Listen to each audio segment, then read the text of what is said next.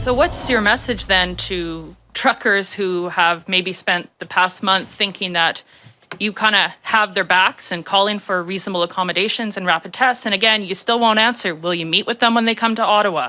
Do you support their efforts and coming all the way here? What's your message to truckers who might be disappointed that you are dodging questions and when you won't say whether you'll meet with them? Well, let me be crystal clear. We've been meeting with the Canadian Trucking Association for several months. In fact, we've written the minister on this. And at every occasion, I encourage truckers to get vaccinated. Yeah, he's called a conservative opposition leader, but he's none of those words, is he? He's not very conservative. He doesn't really oppose anything of substance that Trudeau does. And I really don't think he's much of a leader. He's more of a hider than a leader. I think the reporter who was asking him those questions, if I recognize the voice, I think it was this guy, Glenn McGregor. Here's a tweet that he did yesterday. Statement from GoFundMe to CTV about the fundraiser for Truckers for Freedom, Freedom Convoy 2022, that has raised $2.5 million. And he shows a response from the crowdfunding website GoFundMe that they wrote to him. He obviously was asking them if they were going to cut off and shut down the truckers. And it sounds like GoFundMe were actually working with the truckers to ensure that everything was compliant so the money would flow. Say, do you think that's real journalism? Or is that sort of mob cancel culture in the guise of journalism? I would have liked to have seen McGregor's email to GoFundMe that elicited that reply, because I don't think it's normal or natural or even journalistic at all, really, to ask GoFundMe if they're going to cut off someone's campaign. That's a provocation. That's an implied threat that the same journalist will embarrass them with a bad news story if they don't say, yes, we're going to cut off these evil people. And I don't think it's a coincidence that McGregor did that at the same time Trudeau's disgraced hatchet man, Gerald Butts, has done a dozen tweets attacking the convoy. I think the media party were getting their instructions. Here's something Butts said. An Alberta separatist has collected almost $1 million on a GoFundMe page to, quote, support trucker protests. Where will the money go? The murky matter of protests and the donations that drive them. Truck News. So you're an Alberta separatist now if you support truckers.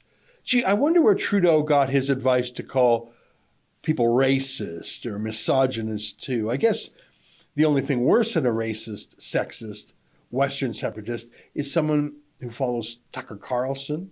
Pierre Poilievre, one of the few Conservative MPs to finally call for an end to lockdowns.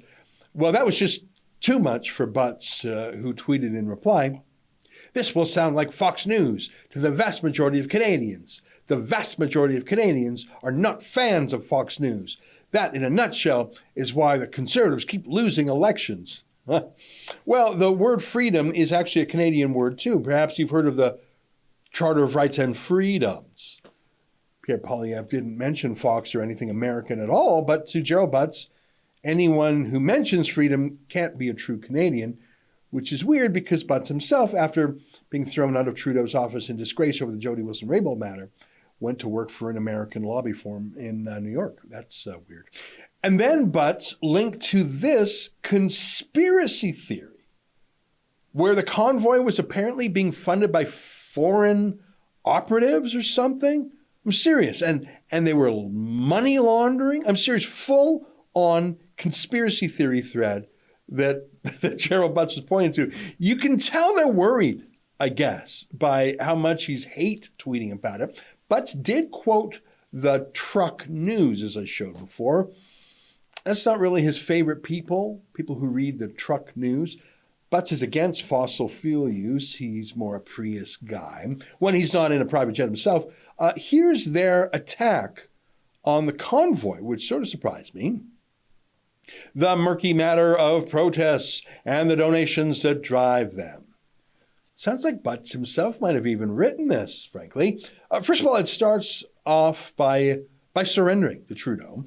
That's the approach that Butts wants all of his critics to take, to give up immediately without a fight. Here's the Truck News. They say, such protests rarely deliver results, aside from angering the motoring public and casting shade on our industry.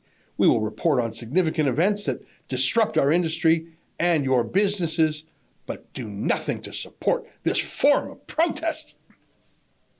Let me read a little bit more.